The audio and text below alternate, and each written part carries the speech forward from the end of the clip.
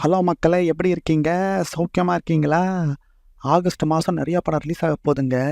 அது என்னென்ன படங்கள்னு பார்ப்போம். ஃபஸ்ட்டு வந்து நம்ம ரொம்ப வருஷமா வெயிட் பண்ண தங்கலான். இந்த படம் வந்து கிட்டத்தட்ட போன வருஷம் டிசம்பர் ரிலீஸ் ஆகும்னு சொன்னாங்க, ரிலீஸ் ஆகல. இந்த வருஷம் பொங்கலுக்கு ரிலீஸ் ஆகும்னு சொன்னாங்க, ரிலீஸ் ஆகல. அதுக்கப்புறம் இந்த படத்தை ஆஸ்கருக்கு எடுத்து போகிறேன்னு சொன்னாங்க, அதுவும் எடுத்துகிட்டு போகல. அதுக்கப்புறம் ஒரு வழியாக இந்த படம் ஆகஸ்ட் 15 ரிலீஸ் ஆக போகுதுங்க. யப்பா! எவ்வளோ நல்ல படம். ட்ரெய்லர்லாம் சும்மா தாறுமாறா இருக்கு. எல்லாருமே நல்லா நடிச்சிருக்காங்கன்னு படம் ட்ரெய்லர் பார்க்கும்போதே தெரியுது. பேக்ரவுண்ட் மியூசிக் ஜிவி பிரகாஷ் பிச்சி படல் எடுத்திருக்காரு. ஸோ இந்த படம் கண்டிப்பாக வேறு லெவலில் இருக்கும்.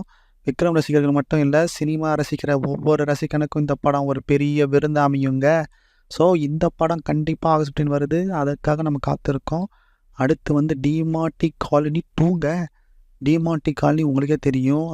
அருள்நிதி எப்பவுமே நல்ல படம் தான் பண்ணுவார். அவர் செலக்ட் பண்ணுற ஸ்கிரிப்டுக்காகவே ஒரு தனி ஃபேன் பேஸ் இருக்குது.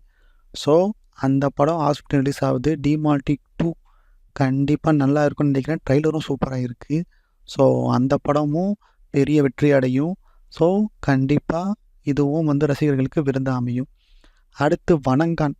ரொம்ப நாள் கழிச்சு நம்ம legend director Bala back to form வருவார்னு நினைக்கிறேன். இந்த படம் ஏற்கனவே நம்ம சூர்யா நடித்தார். அதுக்கப்புறம் சில பிரச்சனைனால வெளியே வந்துட்டார்.